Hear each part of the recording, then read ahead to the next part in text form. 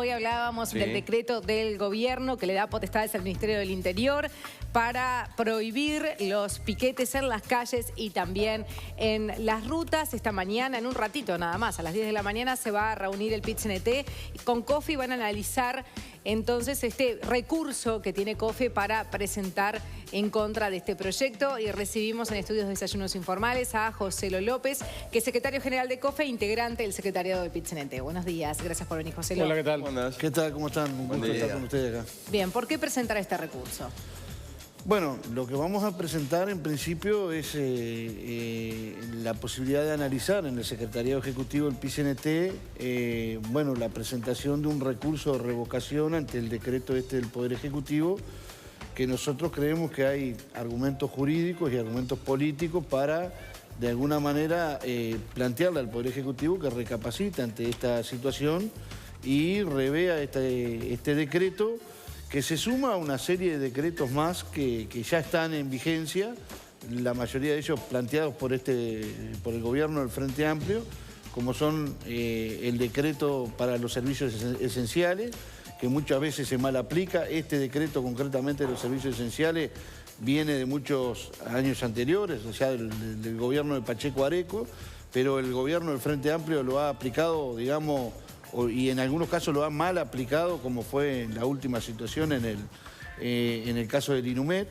Pero aparte de ese hay un decreto que es el 401, que le da la potestad al Poder Ejecutivo de descontar por encima de las horas de paro cuando los trabajadores toman alguna medida que ellos entienden que es distorsiva y que les genera más daño que la cantidad, en base a decretos donde ahora quedaría el decreto de la esencialidad, el decreto para descontar sobre las horas que se hacen de paro, el decreto de las ocupaciones y el decreto antipiquete. Entonces, prácticamente quedamos con un margen de maniobra muy acotado para tomar medidas que, en definitiva, tampoco esta medida, digamos, del piquete es una medida que esté generalizada en nuestro país. No hay una cultura piquetera en nuestro país, ni mucho menos. Claro, José, pero más allá de eso, lo cierto es que en algunas declaraciones anteriores tú habías dicho que esto atenta contra las libertades sindicales. Sí, sin duda. Pero, sin embargo, el propio decreto exceptúa y defiende el derecho a huelga. Bueno,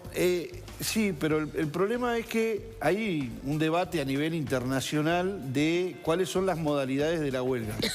Nosotros, el movimiento sindical en su conjunto, siempre ha planteado que tanto la ocupación como el piquete es parte, digamos, de la huelga, es una modalidad de la huelga. En este caso, lo que sucede con este decreto es que quien va a definir si es parte o no de la huelga es la autoridad policial, es el aparato represivo del Estado. Y eso a nosotros no nos parece que esté bien, porque en definitiva me parece que los hechos han demostrado esto. ¿Y lo que hace la policía ahí no es defender el derecho de la libre circulación de la gente? Y está bien que lo haga, pero lo tiene que hacer siempre y cuando haya una autorización, por lo menos, de la justicia. No directamente actúe la policía como pasó, porque este decreto se promulgó el 20 de este mes, el 20 de marzo, y a los 3 días hubo 2 compañeros detenidos de un sindicato, del Sindicato de Transporte de Carga. O sea que tampoco nos comemos esa pastilla que se dijo que era para, en definitiva, evitar la pelea entre empresarios, como dijo la ministra de Desarrollo Social. No, acá, concretamente, los únicos dos detenidos... Algunas cosas no se van a hacer, parece claro que es la intención del gobierno. Por ejemplo, contar una ruta. El otro día Sutel cortó una calle en la Ciudad Vieja y ahí no se levantó el piquete. O sea... No cortarle, por ejemplo, la salida a Montes del Plata en Conchillas. Eso no lo va a permitir. O la tablada, o en la tablada. Bueno, pero ¿quién define eso? Bien, ellos lo que dicen es que si son grupos desorganizados, donde no hay aviso, no hay reivindicaciones... Bueno, pero lo dicen, pero en la realidad hay otra cosa, porque quien estaba haciendo esa medida en Conchilla era el Subtra, que es el sindicato de transporte de carga. Bien, o sea que ahí y ahí llevaron a 2 compañeros deteninos. O sea, los 2 únicos detenidos que ha habido por este decreto en estos primeros días son compañeros organizados en un sindicato. Entonces, lo que está mal es que quien defina esto sea la autoridad policial de la zona, porque ni siquiera hay un criterio general. Y esto nos parece que, aparte creemos, de hecho estamos analizando esa situación que se dio. Claro, ahí la policía sí entendió que no había libre circulación para el resto. Bueno, vuelvo a reiterar, la cultura en nuestro país no hay una cultura del piquete como se puede ver en Argentina o en otros países de la región. O sea, no es una medida que los sindicatos la utilicen, digamos... ¿Te parece que es un procedimiento represivo? Totalmente represivo y aparte con un agravante, porque esto no es solo para los sindicatos. Esta medida normalmente son las que toman las organizaciones barriales, las organizaciones de gente Bueno, yo te quería preguntar eso, porque ayer el presidente de la Cámara de Comercio, que lo veíamos hace un rato, Carlos Pereira, interpretaba al revés el decreto. Decía, acá se crean ciudadanos de primera y de segunda porque los trabajadores sindicalizados tienen derecho a realizar un corte, si es en el marco del derecho de huelga. Los públicos. Y los empresarios no. Los públicos pueden ocupar y los privados no. Pero además decía, ¿qué pasa si un ciudadano común quiere cortar una calle? Es al revés. Los públicos tenemos prohibida la ocupación. Claro.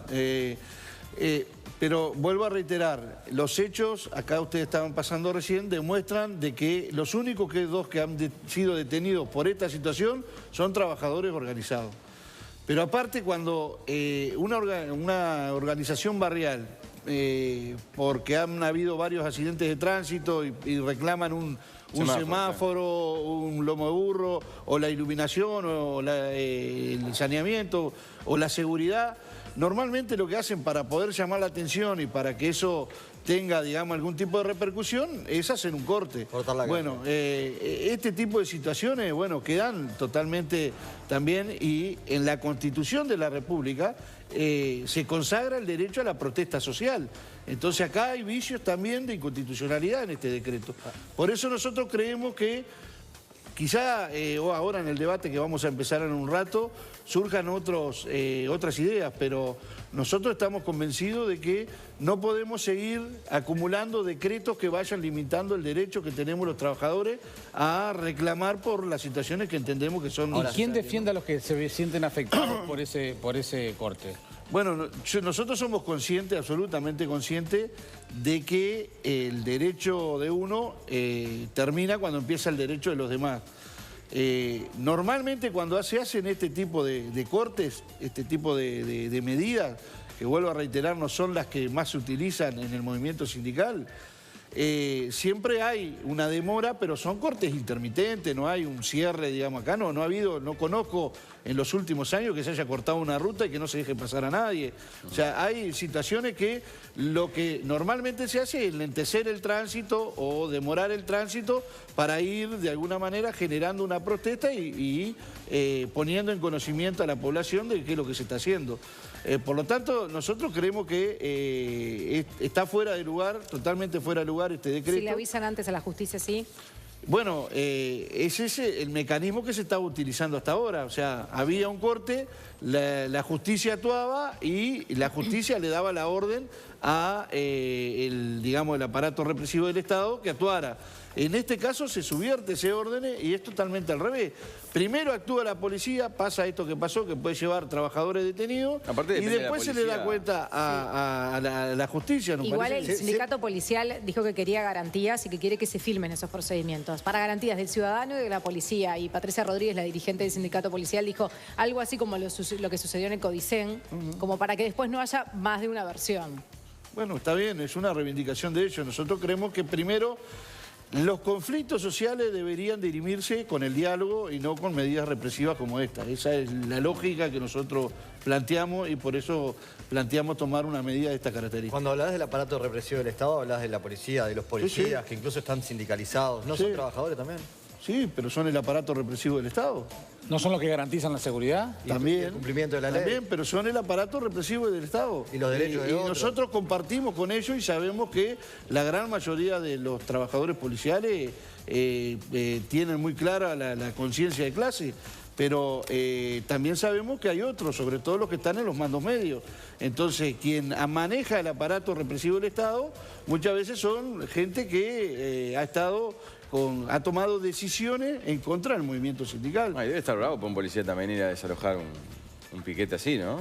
Y bueno, debe ser Pero este difícil. decreto no nació de los mandos medios, nació del Poder Ejecutivo. No, por eso nosotros el recurso que estamos planteando es contra el Poder Ejecutivo, o sea que un recurso de revocación ante el Poder Ejecutivo, ¿no? Bien. José López, muchísimas gracias. Gracias a ustedes. Gracias, hasta luego. Momento de ponernos en contacto con nuestros compañeros.